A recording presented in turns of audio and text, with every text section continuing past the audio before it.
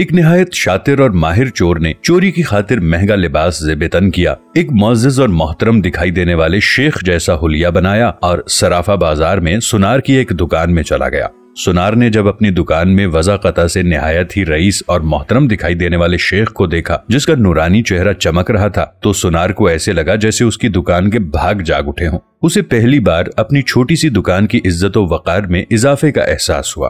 سنار نے آگے بڑھ کر شیخ کا استقبال کیا۔ شیخ کے بہروپ میں چور نے کہا، آپ سے آج خریداری تو ضرور ہوگی، مگر اس سے پہلے بتائیں کہ کیا آپ کے لیے ممکن ہے کہ آپ اپنی سخاوت سے ہمارے ساتھ مسجد بنانے میں حصہ ڈالیں؟ اس نیک کام میں آپ کا حصہ خواہ 1 روپیہ ہی کیوں نہ ہو۔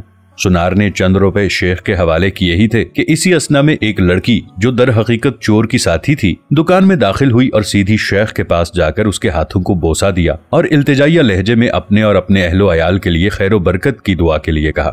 سنار نے جب یہ منظر دیکھا تو اس سے رہا نہ گیا اور معذرت خواہانہ لہجے میں کہنے لگا، اے محترم شیخ، لا علمی کی معافی چاہتا ہوں، مگر میں نے آپ کو پہچانا نہیں ہے۔ لڑکی نے یہ سن کر تعجب کا اظہار کیا اور سنار سے مخاطب ہو کر کہنے لگی، تم کیسے بد نصیب انسان ہو، برکت، علم، فضل اور رزق کا سبب خود چل کر تمہارے پاس آ گیا ہے اور تم اسے پہچاننے سے قاصر ہو۔ لڑکی نے شیخ کی طرف اشارہ کرتے ہوئے کہا کہ یہ فلاں علاقے کے مشہور و معروف شیخ ہیں جنہیں خدا نے کثرت علم، دولت کی فراوانی اور ہر قسم کی دنیاوی نعمتوں سے مالا مال کر رکھا ہے۔ انہیں انسانوں کے بھلے کے سوا کسی چیز کی حاجت نہیں، لوگ ان کی ایک جھلک دیکھنے کے لیے بےتاب رہتے ہیں۔ سنار نے شیخ سے معافی مانگتے ہوئے کہا، شیخ صاحب، میں معافی کا طلبگار ہوں، میرا سارا وقت اس دکان میں گزرتا ہے اور باہر کی دنیا سے بے خبر رہتا ہوں، اس لیے اپنی جہالت کی وجہ سے آپ جیسی برگزیدہ ہستی کو نہ پہچان پایا۔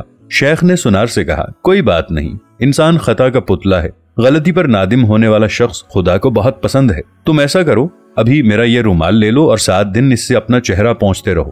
7 دنوں کے بعد یہ رومال تمہارے لیے ایسی برکت اور ایسا رزق لے کر آئے گا جہاں سے تمہیں توقع بھی نہیں ہوگی۔ جوہری نے پورے ادب و احترام کے ساتھ رومال لیا، اسے بوسہ دیا، آنکھوں کو لگایا اور اپنا چہرہ پونچھا۔ ایسا کرتے ہی وہ بے ہوش ہو کر گر پڑا۔ اس کے گرتے ہی شیخ اور اس کی دوست لڑکی نے سنار کی دکان کو لوٹا اور وہاں سے فوراً رفو چکر ہو گئے۔ اس واقعے کو جب 4 سال گزر گئے اور سنار رو دھو کر اپنا نقصان بھول چکا تو 4 سال کے بعد پولیس کی وردی میں ملبوس 2 اہلکار سنار کی دکان پر آئے۔ ان کے ساتھ وہی چور شیخ تھا جس کو ہتکڑیاں لگی ہوئی تھیں۔ سنار اسے دیکھتے ہی پہچان گیا۔ ایک پولیس والا سنار کے پاس آ کر پوچھنے لگا، کیا آپ اس چور کو جانتے ہیں؟ کیونکہ آپ کی گواہی سے ہی اسے سزا ہو سکتی ہے۔ سنار نے کہا، کیوں نہیں، اس نے فلاں فلاں طریقے واردات سے مجھے بے ہوش کر کے میری دکان لوٹ لی تھی۔ پولیس والا شیخ کے پاس گیا اور اس کی ہتکڑی کو کھولتے ہوئے کہنے لگا، تم نے جس طرح دکان لوٹنے کا جرم کیا تھا ٹھیک اسی طرح سے وہ ساری کارروائی دہراؤ تاکہ ہم طریقہ واردات کو لکھ کر گواہ سمیت جج کے سامنے پیش کر کے تم پر فرد جرم عائد کروا سکیں۔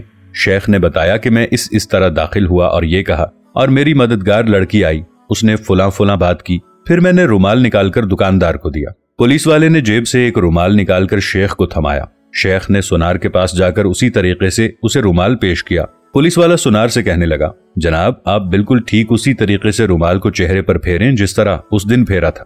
سنار نے ایسا ہی کیا اور وہ پھر سے بے ہوش ہو گیا۔ شیخ نے اپنے دوستوں کی مدد سے دوبارہ دکان لوٹ لی جنہوں نے پولیس والوں کا بھیس بدل رکھا تھا۔ تو دوستو، آج ہمارے ملک کا حال بھی بالکل یہی ہے، بھیس بدل بدل کر وہی چور نئے روپ میں آ کر ملک کو لوٹتے ہیں اور عوام کو بے ہوش کر کے قومی خزانہ لپیٹ کر غائب۔ اگر اس ملک اور عوام کا سوچا جاتا تو آج ملک کی یہ حالت نہ ہوتی۔ دعا ہے کہ اللہ پاک ہمارے وطن عزیز کے حال پر رحم کرے، آمین۔